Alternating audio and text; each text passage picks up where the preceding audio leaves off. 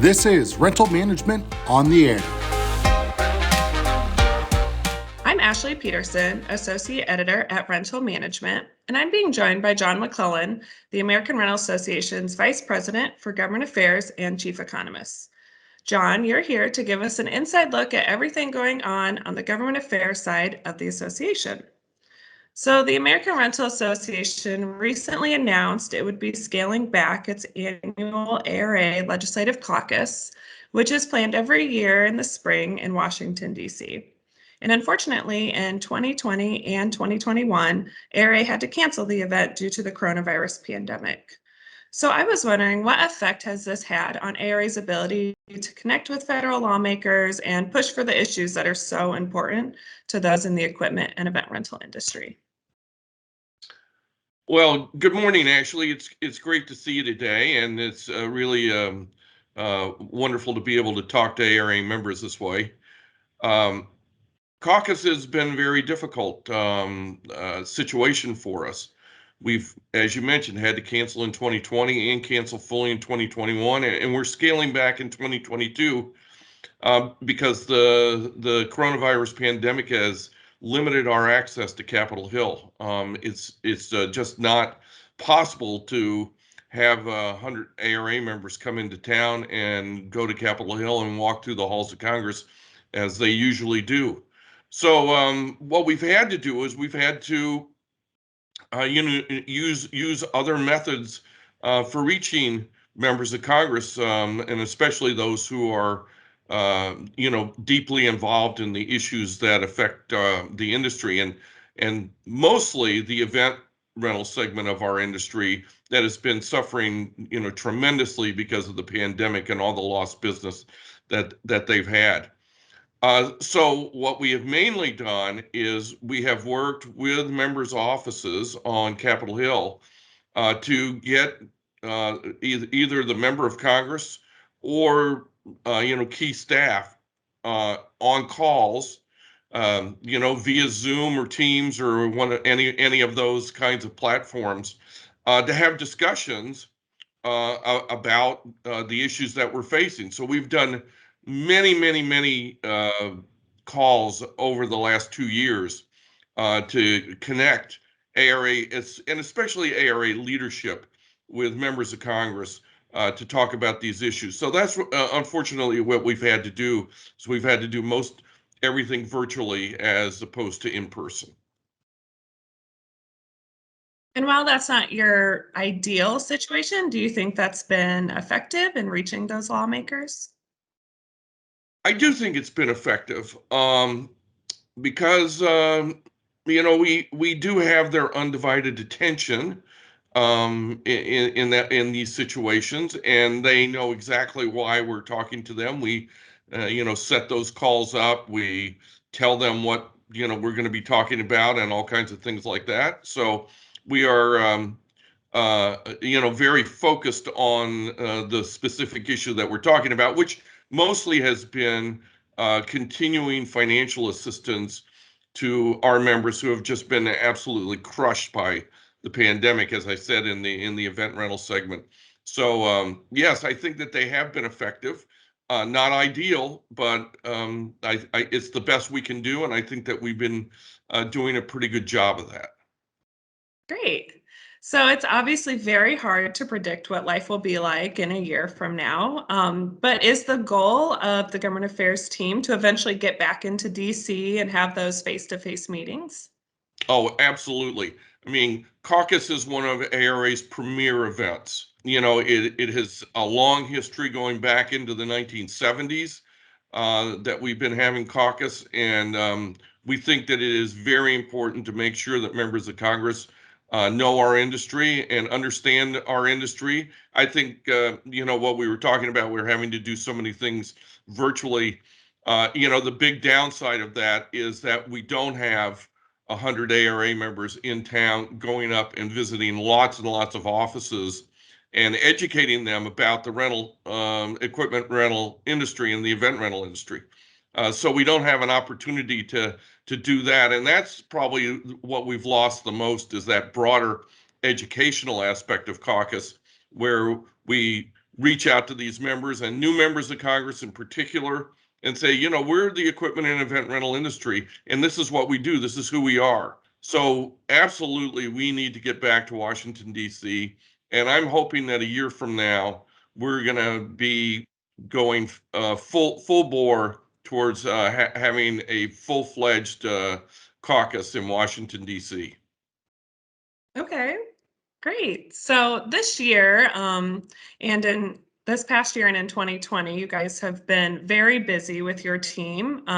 Government Affairs has made a couple big changes. One was shifting the focus to concentrate on segment advocacy, and that meant creating two advocacy work groups.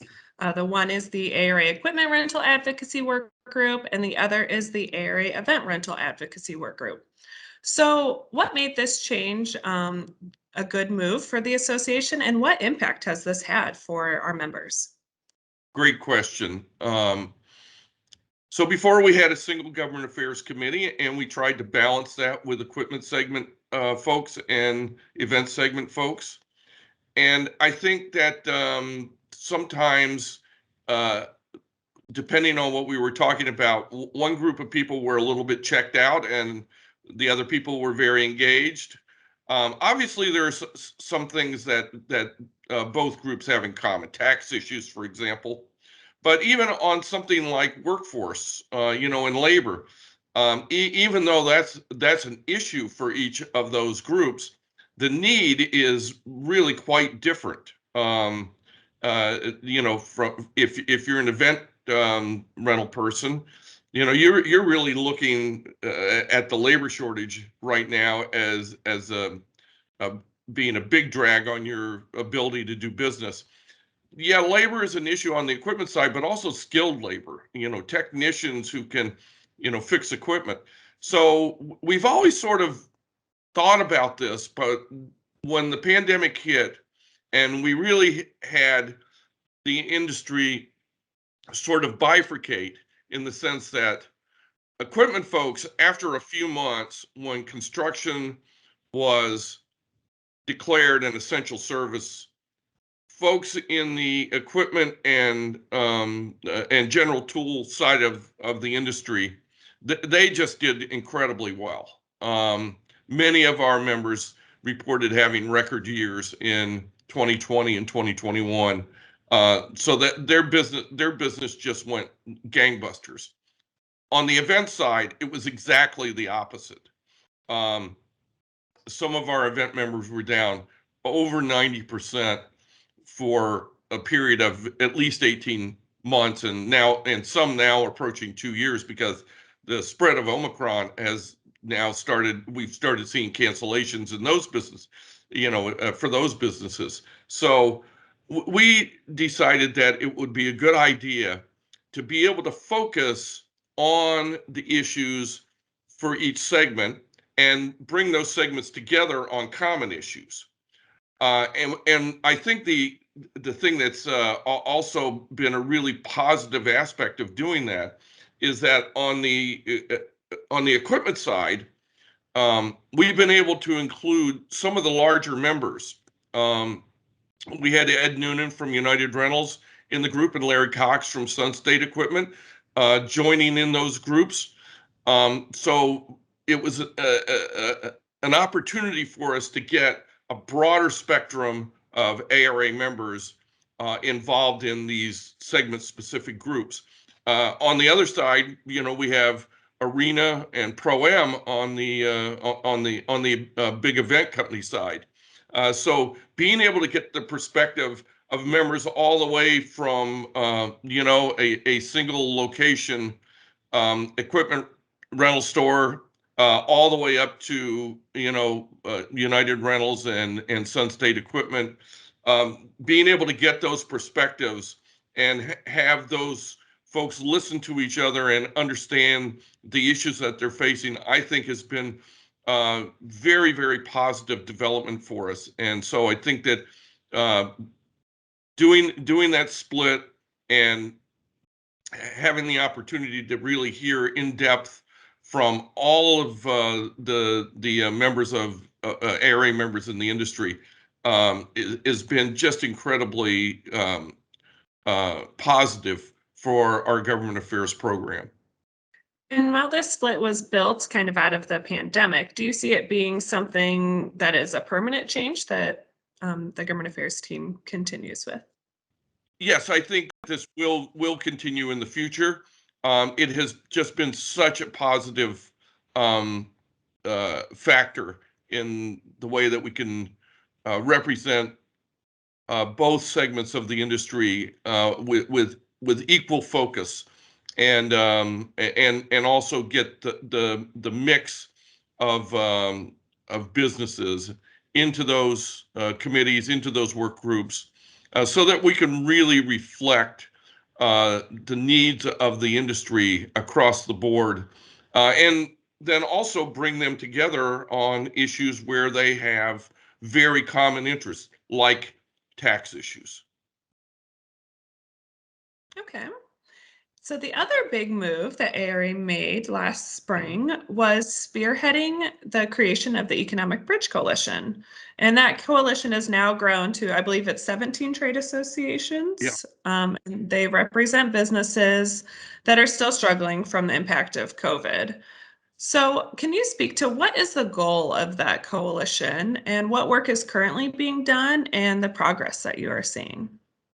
Yeah, well, first of all, ARA has worked in coalitions, and Washington in general works a lot in coalitions. It's very difficult for any single group, even when you're talking about major trade associations, and the NFIB and the Chamber of Commerce, and big trade associations. It's difficult for even them to go out and say, "Hey, we got a specific thing and we need specific help." I mean, it happens sometimes, but coalitions are a way of life in Washington, and ARA has been involved in a lot of those.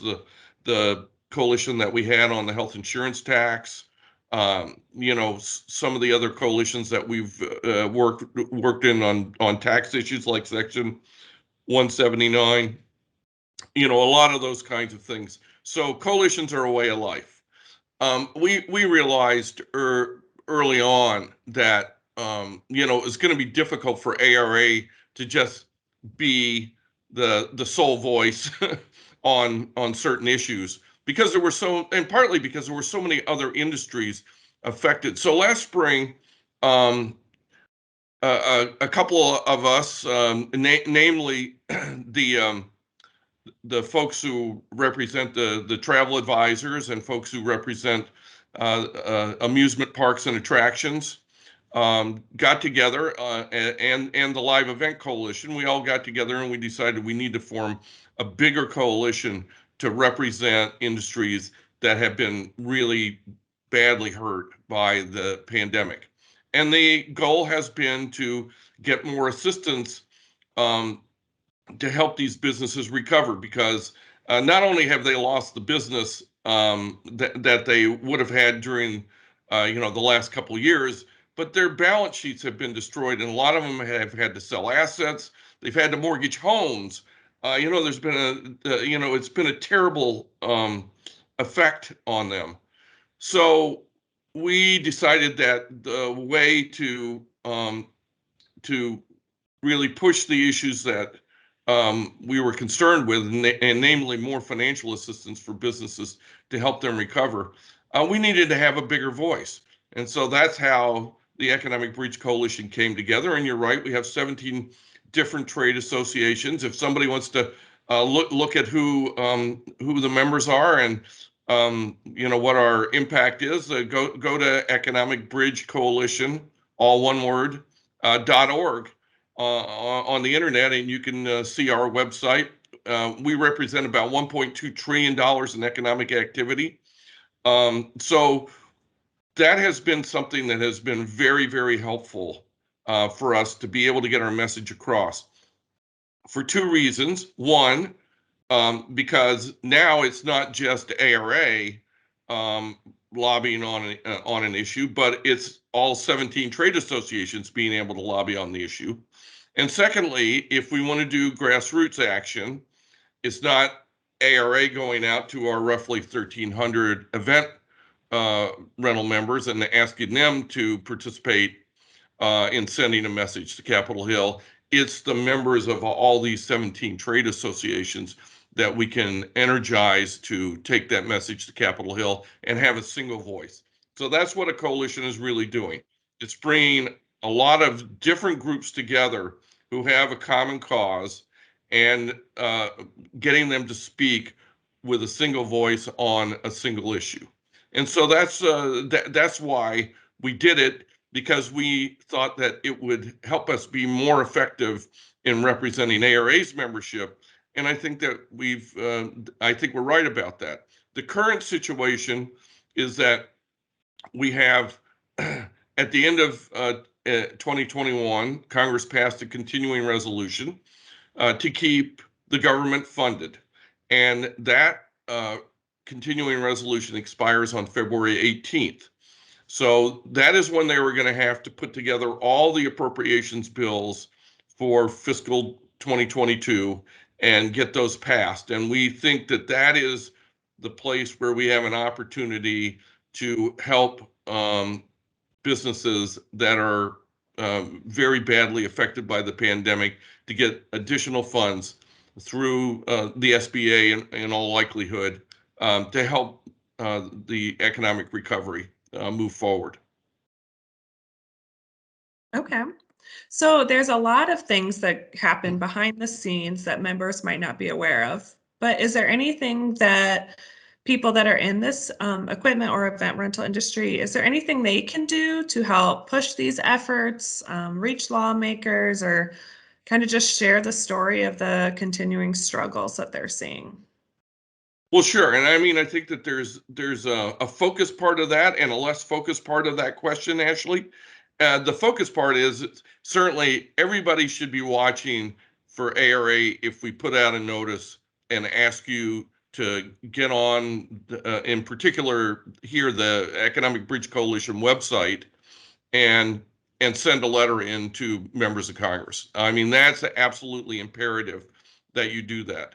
We have always encouraged members, though, to reach out to their members of Congress, either their congressional representatives or their House of Representatives folks, or their senators, and connect with them.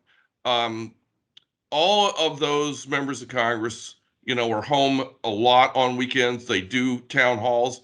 Some of them have been doing virtual town halls, but the ability for folks, they want to talk to their constituents.